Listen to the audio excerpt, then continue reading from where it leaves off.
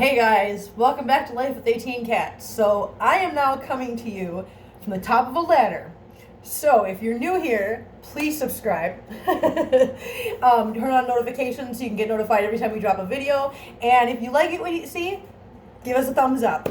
That being said, I'm at the top of a ladder right now because today is the day we are going to put the hole, or what I guess is called, I've learned, a cat pass through. It's going to go from here through to the other side, and then it's going to have, I already have one I'm going to show you real quick. Let me show you. I have that wood right there. That is a walkway that's going to go from here over to the doorway that's for the playroom, and there'll be another hole going through that one. But let's start one thing at a time, shall we? So if you're watching this, that means that I did something right, and I didn't hurt myself or bring my house down to the ground. So, starting off with, I wanted to show you the things that I'm going to be using.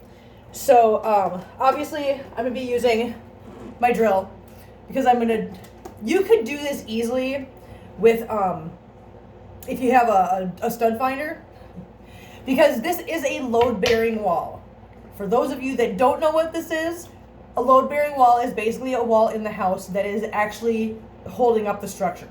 You cannot, or you don't want to, go through any of your studs, any of the boards that are going up and down. You don't want to take any of those out in a load-bearing wall unless you're planning on replacing that stud with something else that's going to remain holding up the weight of the house.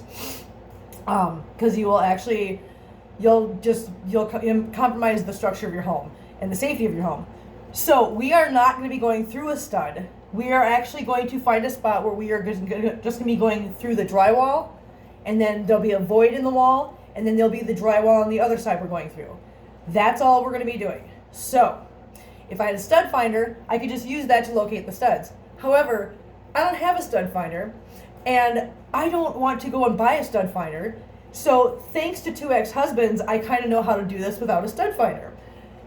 And so what we're looking for is, if you go to the corner of the wall, you can usually measure out 16 inches. And it's what they say, the studs are usually measured 16 on center.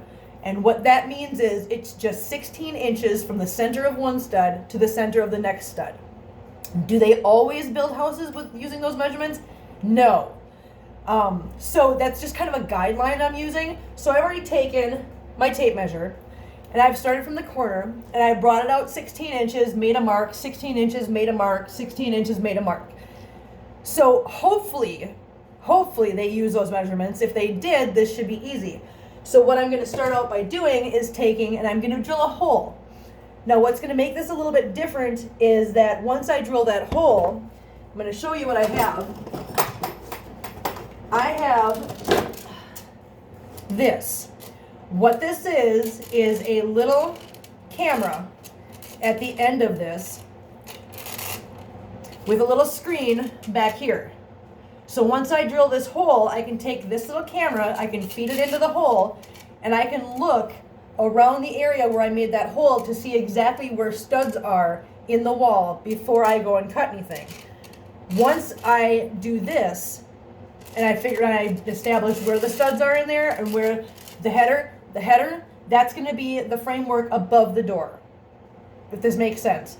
Once I establish where the header is and where the studs are above the door, then I will then take this, which is, I just dropped my drill bit. This is listen, I don't know what the technical term is for it. I know I call it a drywall punch saw because the end of it is designed to punch through drywall, and the serrated blade is meant to easily cut through drywall to make a hole. I know how easy this is to use because some of you know the story about Marcel. When I first moved down here, he actually had managed to get into the attic and fall into a void in the wall, and the fire department had to come and use one of these to punch a hole in the wall, make an opening so that we could get Marcel out of the wall once we located him with thermal imaging. It was a whole thing anyways. So this is what I'm doing today, and this is just video one because I wanted to show you what I'm using and what my plan is. But I will make another video as I go showing you the different steps I'm taking and how they work out. And if I can get it to work, I'm going to see if I can show you guys the screen on the camera. So for right now, that's the plan. Just keeping you guys updated. And those are the tools I'm using for right now just to get the hole actually made. And wish me luck. Thanks for watching, guys. And we will see you guys next time. Bye.